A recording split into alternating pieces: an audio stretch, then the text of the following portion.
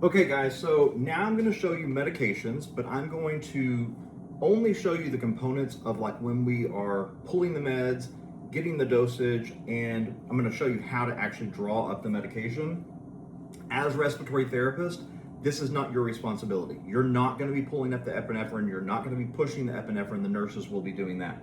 But NRP certification, you need to know how to do this. Okay, so I want to make sure that you know what you're supposed to do whenever you are pulling up epinephrine.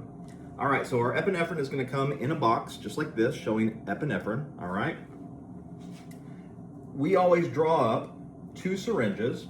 We will have, and make sure that they are labeled. Okay, normally we get a 1 ml syringe and we label it with IV, so we know that this is an IV dose.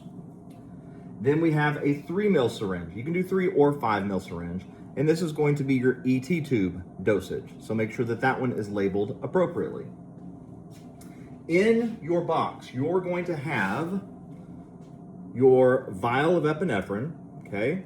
Then you're going to have this adapter that will allow you to draw up the epinephrine from here.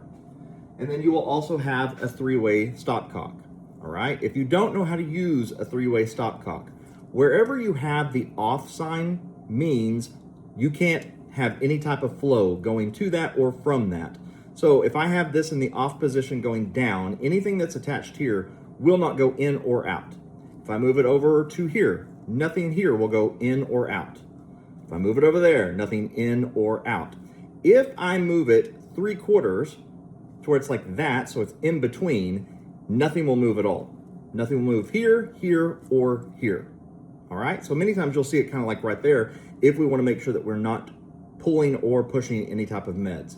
So I'm going to put it down here at the bottom right now, and I'm going to show you what we do as far as when we are drawing up the epinephrine. You've got these 2 yellow adapters. You flick those off. Watch me. Boink.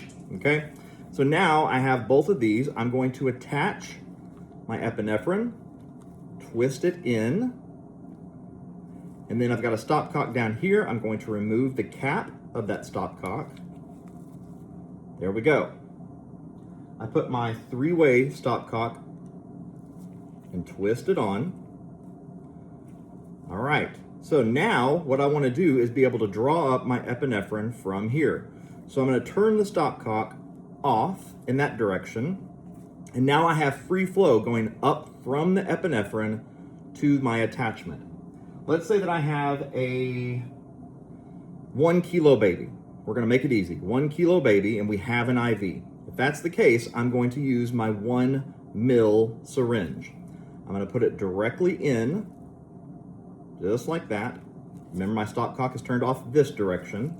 And I'm going to push up on the epinephrine, and you'll see the epinephrine is going into the syringe.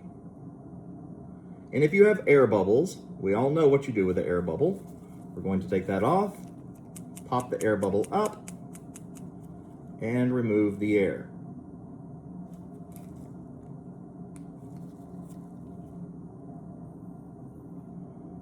All right, so now that is full of epinephrine. So let's talk about dosages. All right, so if I have a 1 kilo baby, remember that your dosages are 0.02 milligrams per kilo. This is IV also, okay? Or 0.2 mils per kilo. If I'm going ET tube, it's 0.1 milligrams per kilo or 1 mil per kilo. Then, if you have a bigger baby that's maybe 2 kilos, you multiply everything by 2. If you have a 3 kilo baby, you multiply everything by 3, so on, so forth. So for an example, if you have a 2 kilo baby, remember my dosage is 0.02 mils per kilo for IV or 0.2 mils per kilogram. So 0.02 milligrams per kilo or 0.2 mils per kilo.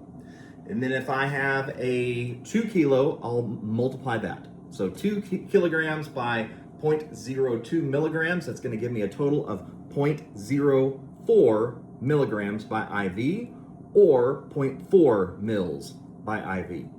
If I'm going down the ET tube, I will take my 2 kilo baby, I'm gonna multiply that by 0.1, so that is gonna give me 0.2 milligrams. If I'm going ET tube and I'm using mils instead, then remember 2 kilos multiplied by 1 gives me 2 mils. That's your total dosage. So again, on this, if I'm going by IV, use a 1 mil syringe. If I'm going by ET tube, then we're going to use the ET tube syringe of 3, okay? Now, I will tell you, where I've always worked, we always drew up both. We would have an ET tube syringe, and we would have an IV syringe ready to go. That way, if we ended up getting a line, we could use the IV. If we didn't get a line, we had the ET tube dosage ready to go.